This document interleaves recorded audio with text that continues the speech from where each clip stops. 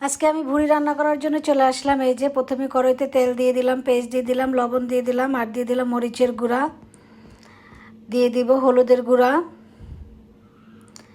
দিয়ে দিব গরম মশলার ফাঁকি আদা রসুনের পেস্ট। এখন দিয়ে দেব গরম মশলার ফাঁকি, গোটা মশলা দিয়ে দেব, শাল এলাচ দিয়ে দেব, ভুড়িগুলো দিয়ে সবগুলো ভুড়ি আমি সুন্দর করে ধুয়ে পরিষ্কার করে নিয়েছি। এখন সবগুলো দিয়ে একসাথে আমি মাখিয়ে নেব। সামান্য একটু পানি দিয়ে দিলাম, বেশি দেইনি, আর পানি দিব না আলাদা করে, এই পানিতেই রান্না হয়ে যাবে ইনশাল্লাহ। তো এখন আমি ভালো করে মাখিয়ে ঢাকনা দিয়ে ঢেকে চুলায় বসিয়ে দিব। চুলাটা জ্বালিয়ে দিয়েছি, এই যে দেখেন ফুটে উঠেছে। এখন আমি নাড়াচাড়া করে দিচ্ছি, আর এখন আস্তে আস্তে কিন্তু অনেক পানি বের হবে। এই দেখেন কতটা পানি বের হয়েছে, আরও সামনে পানি বের হবে একটু। তো এই পানিতেই রান্না হয়ে যাবে, আলাদা করে আর পানি দিতে হবে না। আবার ঢাকনা দিয়ে ঢেকে রাখবো। কিছুক্ষণ পর পর এসে আমি নাড়া দিব আর ঢাকনা দিয়ে ঢেকে রাখবো। এই যে দেখেন আবার আমি ঢাকনা দিয়ে ঢেকে আবার চলে গিয়েছিলাম, আবার এই যে নাড়া দিচ্ছি। দেখেন একটু পর পর এসে আমি নাড়া দিচ্ছি।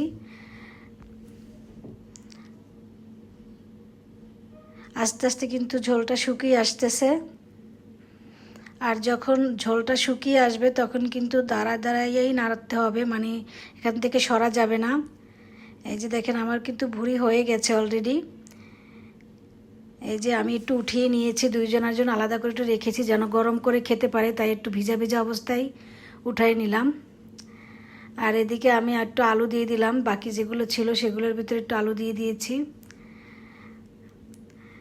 এখন কষাবো, শুধু কষাতে কষাতেই তেলের উপরেই ভাজতে ভাজতে আলুগুলোও সেদ্ধ হয়ে যাবে। আমি একটু গরম মশলার ফাঁকি দিয়ে দিলাম, আবার একটু দিয়ে ভালো করে নাড়াচাড়া করব। এখন আর নাড়া থামানো যাবে না, কারণ নাড়া থামালে নিচে লেগে যাবে। অনবরত নেড়ে আমি ঠান্ডা আস্তে আস্তে করে নেড়ে উঠাই ফেলবো। এই যে দেখেন যতটা যে যেরকম ভাজা পছন্দ করেন ওরকম অনুযায়ী ভেজে নেবেন। কেউ যদি একটু ভিজা ভিজা খেতে চান তাহলে ভিজা ভিজা উঠায় নেবেন। আমি তো একটু ভাজা ভাজা করব, তাই এখনও ভেজে নিচ্ছি একটু ভালো করে।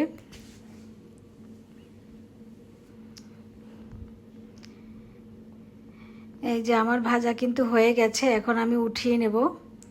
দেখেন রেডি হয়ে গেছে, কিন্তু শেষ পর্যায়ে চলে এসেছি আমরা রান্নার।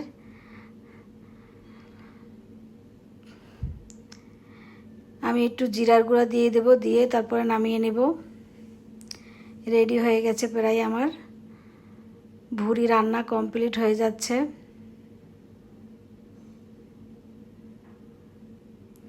এখন আমি একটু জিরার গুঁড়ো দিয়ে নামিয়ে নিব। এই তো জিরার গুঁড়া দেওয়া শেষ, এখন আমি নামিয়ে নিব, নামিয়ে পরিবেশন করব। তো কেমন হয়েছে আপনারা সবাই কিন্তু কমেন্টে জানাবেন, দেখতে কেমন হয়েছে। দেখতে যদি ভালো হয় খেতেও মাশাআল্লাহ ভালো হবে। তো